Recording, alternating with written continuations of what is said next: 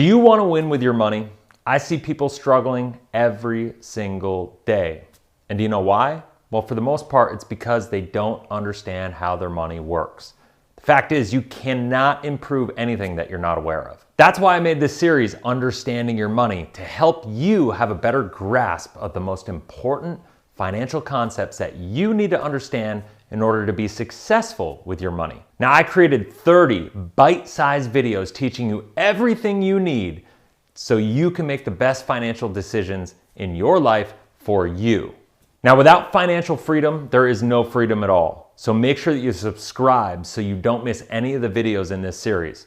Also, if you find value in this, please share this video out and this playlist out because of the fact that I know it's gonna help so many people. As we're entering this recession that's coming right now, actually, I would argue we're already in it. This information is more important than ever, so let's do this. Hey, welcome back to the Understanding Your Money series. I'm excited to talk about this video. This is one of my favorite topics to talk about in general. It's the importance of saving before you invest. Now, I know that's really crazy. If you're in your 20s or 30s, you probably have heard the idea, the concept of the younger you are, the more risk you can take. So the idea is, hey, like I'm gonna just go out, I'm gonna invest, I'm gonna take on risks because I understand the notion of this. I understand the fact that you probably have been told this and bought into it because you have a longer time frame. So if you have losses today, you have more time to make up for those losses. But the bottom line is this: the younger you are, the less risk you have to take, right? And the one thing that I know is that it's not your money. It's not the math behind investing. Because I always tell people math and money are completely different things. And this is what I mean by that.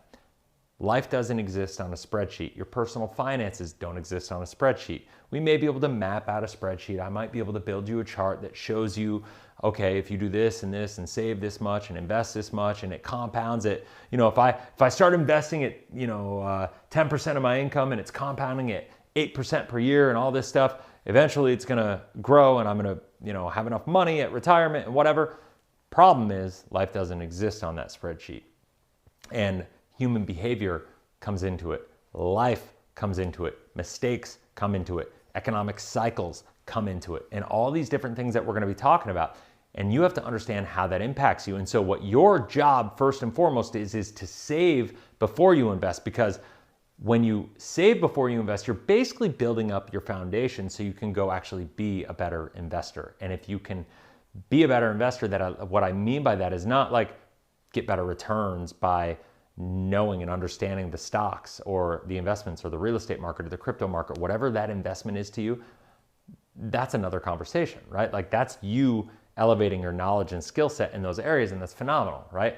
What I'm talking about is life, right? Like, so for instance, the market is cyclical, right? And so what we're going to talk about here is like, if we look at this and we say, okay, we have the market is cyclical, and we go, okay, the market goes up and it comes down, it goes up and it comes down, it goes up and it comes down. And you can see it takes longer to go up, right, than it does to come down in these periods of time, right? Now, we're going into a cycle where the market's is already started ticking down right here. How far down will it go? Nobody knows. But the bottom line is, because of the cyclical nature of these things, what happens is, I don't know if you know this or not, but did you know, I'm going to tell you right now, 64% of Americans don't have $2,000 liquid in case of emergency, in case of opportunity, what have you. There's no emergency funds. There's no emergency savings. There's no financial preparation. Why is it? Is because people are not saving, they're investing. Investing is, and the difference between saving and investing is just a function of risk. So why do you need an emergency fund? Because you need to save before you invest. And when you do, what happens is when everybody else struggles and goes down, and we hit this point in time, life happens, you lose your job, you get unemployed, you need to still worry about putting food on the table. You have to liquidate your investments because you didn't save, you invested. A lot of people get lied to, and they get into their 401ks and their IRAs, and they're like, you're saving for retirement. No, you're not. You're investing for retirement. In fact, you don't have any savings at all if you're the average American. Maybe you have money in a 401k. Make no mistake about it, a retirement account is an investment account. That is the difference between saving and having safe, liquid, accessible capital in case of emergency than there is having your money in your investment accounts. Now, the worst thing you can do to interrupt compounding is to incur losses. And now here's where it goes wrong. When we have losses, it's not really a realized loss if you let it recover, right? Most people don't let it recover because of the fact that you don't have the $2,000 in savings. All your savings is actually in investments. You lose your job, you gotta deplete it all, and you get back to zero just to survive, right? And so now instead of starting here and working your way back up, you're starting back over. And if you have this happen a couple times in your life, you're never gonna get retirement with any chance of success. And so this is why when I talk about saving, we're talking about my favorite phrase in personal finances is be willing to go slow to go fast. And this is what I mean by this. If you're willing to just go slow during this time, instead of the first 10-year section of your financial life, I'm not saying you have to go super slow. Fundamentally, chase less return. Focus more on building your financial foundation, right? Like if we look at it, we want safe money as the foundation of our financial life, right? If we build this financial foundation, then we can go out and start taking more medium and high risk asset investments, right? Because now if we build this, you know, even if we build our higher risk assets on top of the foundation, we say, okay, now we have enough safe money and we start investing in high and medium risk stuff. Well, guess what? Boom. Let's say half of the money gets lost in these. Well, if we have our safe money here as the foundation and we can live off of this, now we don't have to worry about liquidating these just to survive. They're gonna build back up and they'll refortify. That is good human behavior. That is good investor behavior. So the purpose of, and why you need an emergency fund, and ultimately why you need an opportunity fund. I'm gonna just combine these two things in.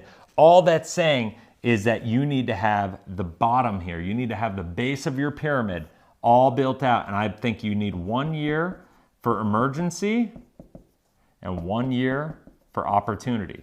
Now the opportunity is gonna depend on you.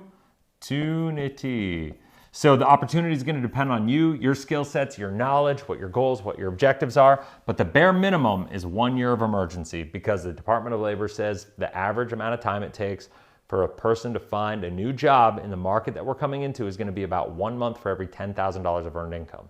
So you make 100 grand, it's gonna take you about 10 months to find a new job. And that's average. That's average, depends on where you live. And I'm a big believer you should always be prepared for worse than average, right? Just in case, because we don't know how bad this is gonna get. We don't know what it looks like.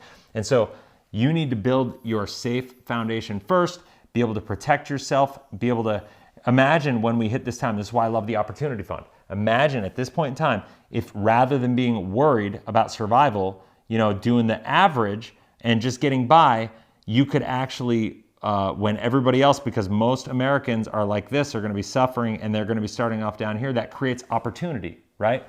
And if you have not just enough so you can operate from an emergency fund perspective and you can let your investments recalibrate, but imagine now because you also have an opportunity fund, they don't just grow back as fast as everybody else. You took the first 10 years, let's just say these are 10-year cycles. You took the first 10 years to be willing to go slow, but the next 10 years are gonna grow way faster than anybody else because of the fact it's not about trying to chase big returns, it's about structuring yourself to operate like a good investor. This, by the way, this fundamentally is how people like Warren Buffett do everything they do. They wait, they're opportunistic investors. That's why the Bill Gates and Warren Buffett and all these people, Elon Musk, they catapulted their wealth forward at the beginning of COVID when everything went down 40% for a period of time and it bounced back. They had the money to invest when everything was depressed in value and they wrote it back up and they just made billions of dollars because most people were worried about survival and they had to liquidate. That created buying opportunities for people with capital and it went through the roof. It's just human nature. It's the psychological cycles that we go through and how people behave and react based on their current circumstances. So you need to put yourself in a position to win when these times happen. This is Finance 101. And this is why every CFP has to learn about the financial pyramid here, yet hardly any of them teach it. So if you have any questions about any of this, comment in the comment section below. If you haven't already, make sure you subscribe, hit that like button, hit the bell, all the things, because I'm telling you, this series is something that you need to get plugged into. The Understanding Your Money series, this is 30 days. If you're just seeing this video for the first time, make sure down in the description, I have a link down there that you can continue the journey. It's 30 days of topics just like this that will break down everything you need to know to understand your money better, to have more control of your money and have more freedom with your money, because I believe without financial freedom, there is no freedom at all, especially the direction that we're going in this world. So that is what it's inspiring me to create this series, to hopefully serve you and help you accomplish your goals and objectives. So any questions, comment in the comment section below. I will do my best to engage with every single one of them. I'm so grateful that you're here and spending this time with me and dedicating this to yourself. Till next video, have a blessed, inspirational day. We'll talk soon. See ya.